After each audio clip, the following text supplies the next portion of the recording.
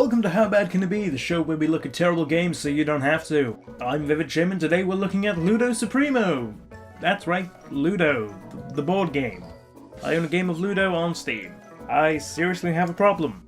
Anyway, on with the video.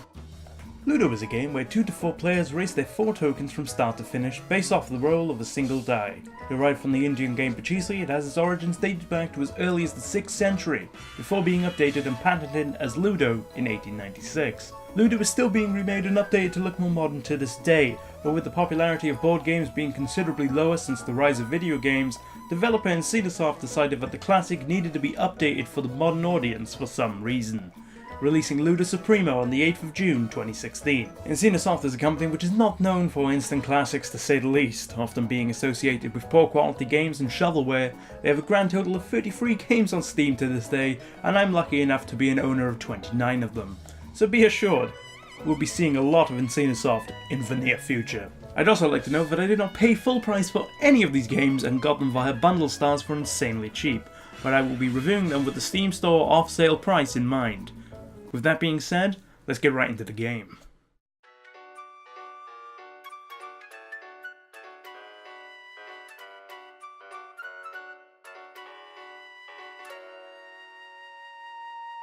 So you click the start button and voila, you have the start screen of the game. No music, no graphics, no audio options, just the game setup.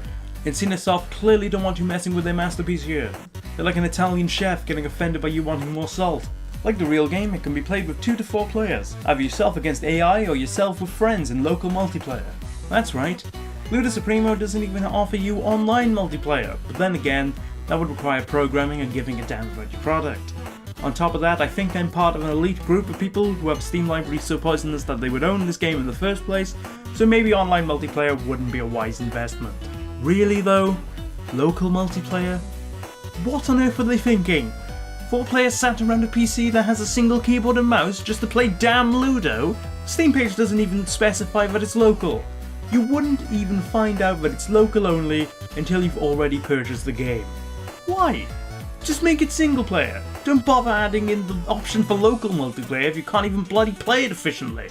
It's not like it has controller support, so you can waste your time that way either. So you set your AIs and you are in. I forced myself through 2 different games of Ludo, and for the first game, my computer had some audio issues, so I couldn't actually hear anything and thought the game legitimately had no sound effects or music. When discovering this, my heart sank a little bit because I had to come back and play a second game, this time with the audio working. Was it worth it? Hell no. LUDO SUPREMO, with 100% honesty, has 3 sound effects in total. These include and are limited to the die roll, the movement, and the victory.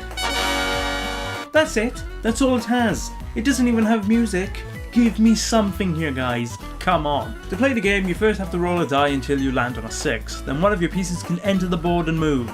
You have to move all the way around the board back to your selected area, where you can enter this little coloured zone. Reaching the top of this area by rolling the correct number or less will earn you 1 point. The first to fill their area with all 4 pieces wins the game, and that's about it. There's nothing else to this game. I guess graphically it doesn't look too terrible, but it would be hard to mess up a game of Ludo where your main concern is basic shapes. I would love to see some progression or something in this game to mix it up a little.